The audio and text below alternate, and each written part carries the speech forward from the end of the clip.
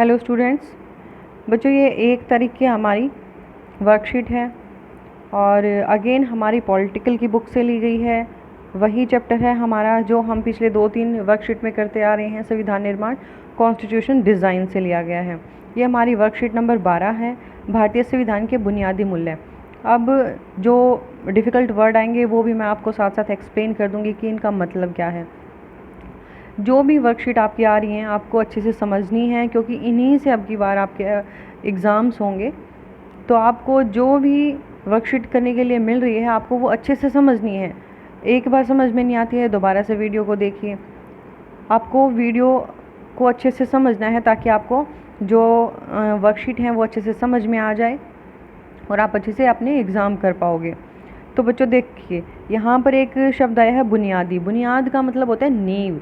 तो यहाँ पर है कि भारतीय संविधान के बुनियादी मूल्य, कि जो भारतीय संविधान बनाया गया है उसको मजबूत बनाने के लिए किन किन बातों को यहाँ पर रखा गया है। तो यहाँ पर बुनियाद का मतलब क्या होगा? नींव रखना। हमारे संविधान के निर्माण के पीछे का दर्शन क्या है? जो हमारे संविधान बनाया गया है, दर्शन का मतलब होता है कि जो चीज़ें हमने बनाई है उसके पीछे क्या सच है, उसको क्यों बनाया गया है, किस वजह से बनाया गया है। तो संविधान के निर्माण के पीछे का क्या सत्य है, इसका जवाब संविधान की प्रस्तावना को समझने से ज्ञात हो जाता है। प्रस्तावना का मतलब होता है आरंभ। संविधान के शुरुआत में ही प्रस्तावना दी गई है, उसको समझने के बाद हमें ये पता चल जाता है कि संविधान क्यों बनाया गया है। इसमें वह दर्शन है, वह सच्चाई है जिस पर पूरे संविधान का निर्माण हुआ है। इसमें वो सच्चाई लिखी हुई है जिसकी वजह से हमारे संविधान का निर्माण हुआ है। किसमें लिखी हुई है? प्रस्तावना में। और प्रस्तावना कहाँ है? संविधान के बिल्कुल आरंभ में, शुरुआत में है। भारत के संविधान की शुरुआत बुनियादी मूल्यों के साथ होती है। जो भारत का संविधान है उसकी जो शुरुआत होती है उसमें बुनियादी मूल्यों को लिया गया है, जिसे संविधान की प्रस्तावना या उद्देशिका कहते हैं। प्रस्तावना या उद्देशिका किसे कहते हैं? जिसमें संविधान की शुरुआत में बुनियादी मूल्यों को लिया गया है, बुनियादी मूल्यों के साथ होती है शुरुआत, उसे क्या बोलते हैं हम? प्रस्तावना या उद्देशिका कहते हैं। उसके बाद बच्चों आगे देखते हैं, ये सारे के सारे हमारे क्या हैं? बुनियादी मूल्य हैं। अब हमें इनको ध्यान से समझना है, बुनियादी मूल्यों को। ये हमारे बुनियादी मूल्य हैं और इसके ये सारे पार्ट हैं, ये वाला, ये सारे क्या हैं? हमारे बुनियादी मूल्य। हमें इन सभी को ध्यान से अच्छे से समझना है। बंधुता। अब बंधुता का मतलब क्या होता है? देश में सभी एक परिवार की तरह आचरण करें, कि देश में जितने भी लोग हैं वो आपस में उनको कैसे व्यवहार करना है कि हम एक परिवार के ही सदस्य हैं। आपसी भाईचारा बनाए रखें। आपस में जैसे हम भाई भाई प्यार से रहते हैं वैसे ही हमें भाईचारा बनाकर रखना है। समानता। देश में कानून के समक्ष सभी नागरिक समान हैं। जो कानून हमारे देश का बना हुआ है उसके सामने क्या है? सभी जो नागरिक है वो समान है, वो किसी में भेदभाव नहीं करता है। सामाजिक असमानता की समाप्ति। समाज में जो लोगों में असमानता व्याप्त है उसको हमें ख़त्म करना है और सभी नागरिकों को समान अवसर उपलब्ध कराने हैं और सभी नागरिकों को आगे बढ़ने के, अपने आप का विकास करने के हमें समान अवसर उनको देने हैं। उसके बाद है प्रभुत्व संपन्न।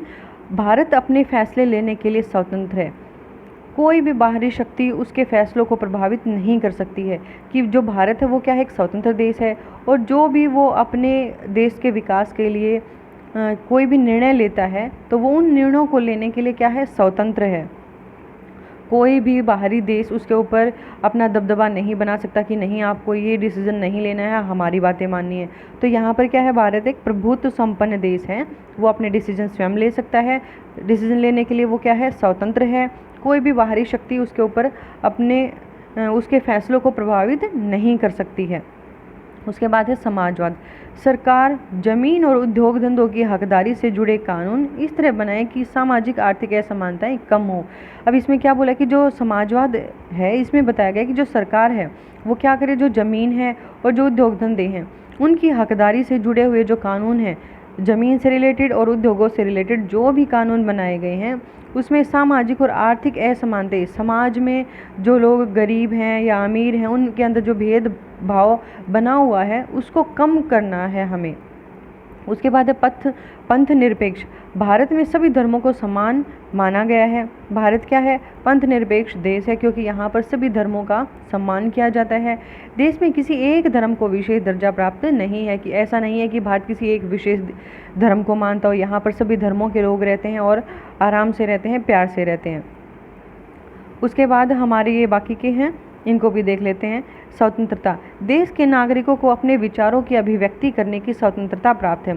देश के जितने भी नागरिक हैं उनके मन में क्या विचार आ रहे हैं वो अपने विचारों को स्वतंत्र रूप से रख सकते हैं। कोई उनके ऊपर रोक टोक लगाने वाला नहीं है कि आपने ऐसा क्यों बोला। तो यहाँ पर स्वतंत्रता का मतलब है कि सभी नागरिक यहाँ पर स्वतंत्र हैं, अपने विचारों को अभिव्यक्त कर सकते हैं। न्याय, सामाजिक, आर्थिक और राजनीतिक। किसी भी नागरिक के लिए उसकी जाति, धर्म या लिंग आदि के आधार पर भेदभाव नहीं किया जा सकता।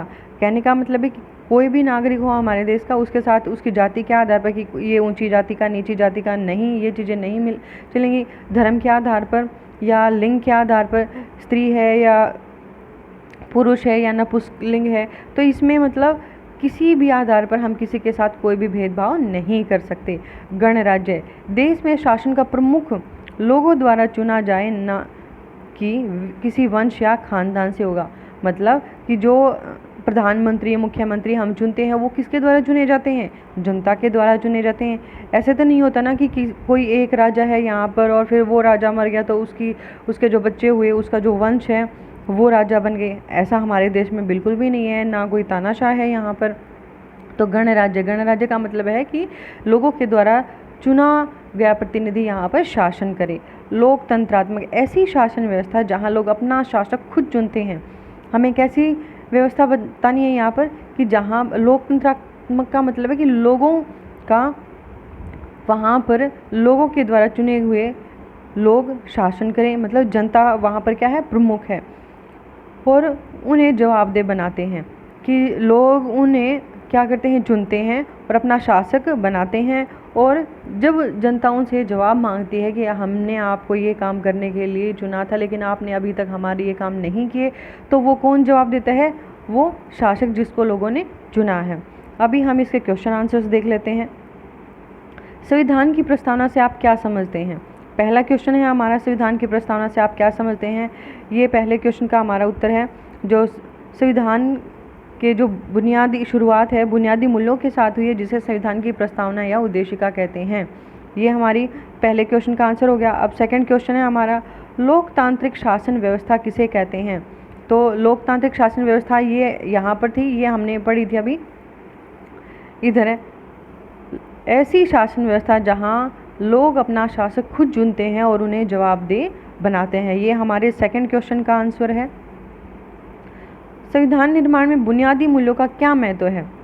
हमारे संविधान के निर्माण में बुनियादी मूल्यों का बहुत महत्व है, क्योंकि इन मूल्यों के बिना जो हमारा जीवन है वो मूल्यहीन है, उसका कोई मूल्य ही नहीं है।